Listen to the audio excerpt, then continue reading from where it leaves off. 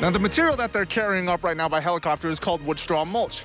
It's being carried up to that mountain right behind me. And the purpose of it is to hold the soil in place from the wildfire that took place last July. When it comes to the escape rooms, you only have 1 hour to test your luck. And if you're not able to succeed within that hour, well, it's back to square one. These are some of the isolation rooms located at Madison Memorial Hospital, where patients are being kept in negative pressure rooms.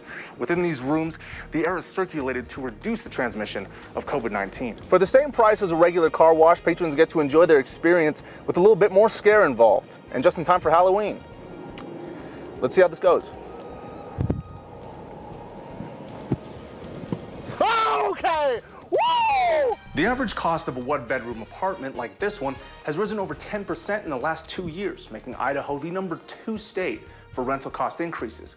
And with more people packing their bags for Idaho, the price of rent will rise due to a higher increase in population numbers. From what Kelly told me, the person who invaded his property came around 1 a.m. from this direction. But the one thing the person didn't catch were the cameras that caught everything in motion.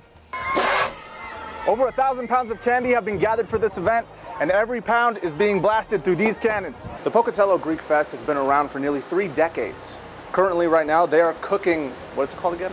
Kuluraikia. Kuluraikia. It's a tough name, but this isn't the only thing that they're making. The Idaho Falls Regional Airport is celebrating another inaugural flight with American Eagle flying to Dallas-Fort Worth. But that is only a fraction of the developments happening here.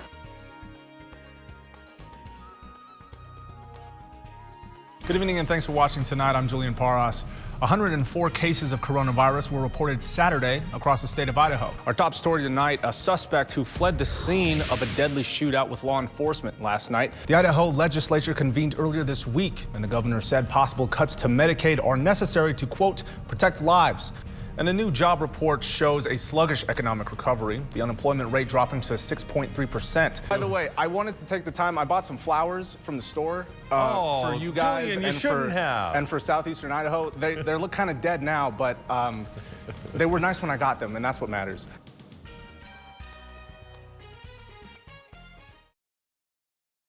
As people began to gather at a nearby residence on Satterfield Drive in Pocatello, friends and family were anxious to welcome back a heart warrior. That warrior is Chris Arvis, a boy with a heart condition known as hypoplastic left heart syndrome. It's a rare heart defect where the left heart is underdeveloped. The reason for this welcome event is because Chris received a brand new heart. I just started getting more sick and I had an appointment in Salt Lake. And they told me, you're not leaving and you're getting a heart transplant. The family was notified in April at the Primary Care Children's Hospital in Salt Lake City, Utah, about Chris's need for a heart transplant. For the next 3 months after that, the family lived in Salt Lake City, waiting for Chris to get a new heart.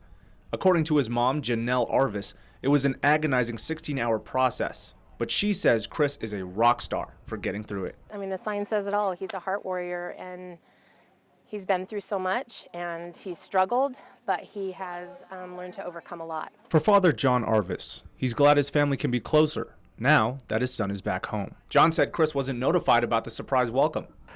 I felt bad for him in that respect, but still to see all the people here and give all that love, it's amazing. It was just great to see coworkers, my wife's coworkers, neighborhood, everyone from all walks of life that we know of come up here. Chris's grandmother, Valerie Watkins, echoed the same response. It makes me so happy. I'm just bubbling with joy and tears of excitement, and so grateful for all the support that was shown here. Chris says he's looking forward to seeing his friends more frequently and getting back to school. Although he says the surprise welcome was not expected, he said it was appreciated. It was embarrassing, but it was definitely very thoughtful. It's been a long journey, and there may be some bumps in the road. However, the people around Chris believe he's got a lot of heart to break through and carry on. He's absolutely incredible, and he's amazing, and we're all blessed, and our lives are all better for him and for being in our lives, and we're just very, very, very lucky to have him. In Pocatello, I'm Julian Paras, KPVI, news that works for you.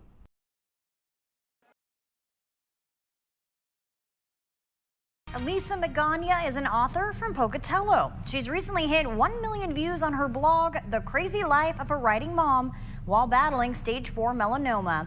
She wanted to share her story for others who may be dealing with their darkest times. KPVI News That Works For You journalist Julian Paras has her story.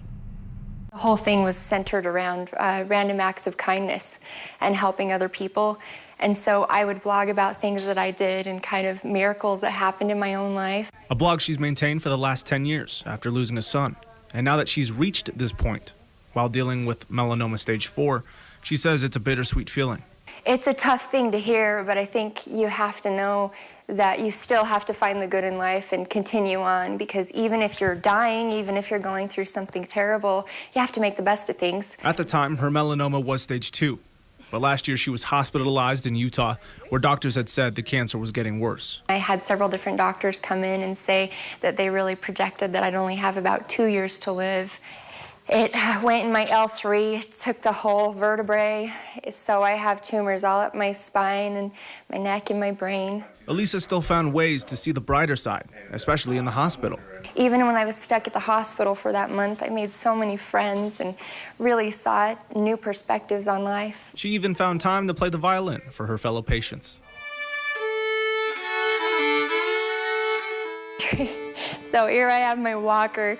They set me up in this room, you know, with all these people around with their masks and social distancing and everything.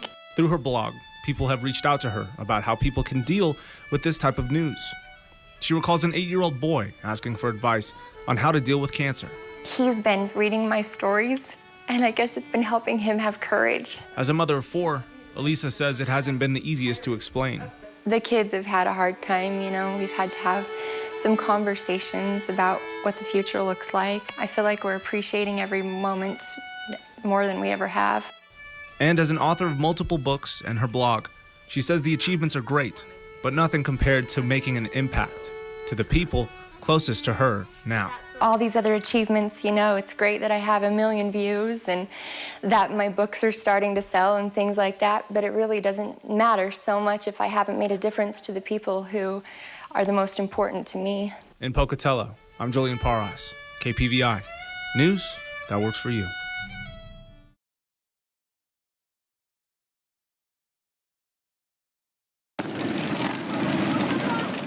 Motorcycles roared and engines revved in honor of Jacody Cherokee Childers. He died on April 6th due to a semi-truck accident in Blackfoot that shocked members of the family. I was sitting at my friend's house, not just a few blocks down the road, and I looked on Facebook and I seen the semi-crash. I didn't realize it was my family that was there. The service was a somber one. Dry eyes were hard to come across, but support filled the room.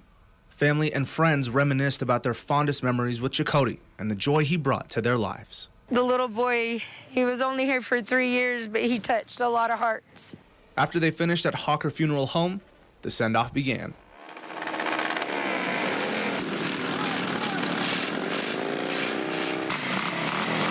I wanted to give him his last rev because he loved motorcycles, mud trucks, monster trucks, anything loud. The idea came from friends and family, and they all knew how much Jacody loved the sound of engines throttling. It was the best I have seen in a long time. Members of Jacody's family remember him as a high-energy kid, too. He never wanted to stop. Both Jacody's grandmother and aunt made interesting points about what stuck out during the service. His grandmother, Carma Jensen, said Blackfoot is a community that has each other's backs when they need it most. There's a lot of conflict between a lot of people, but when it comes to something like this, we put that aside and we come together as family. Jacody's Aunt Sammy spoke the same words. We could still come together in a time of need, no matter what we're going through. Dozens of people showed up to the Grover City Cemetery to pay their last respects to someone who touched their lives and was taken too soon. But they say he will never be forgotten. Jacody will always be loved, forever and always, in eternity and beyond. In Blackfoot, I'm Julian Paras, KPVI. News that works for you.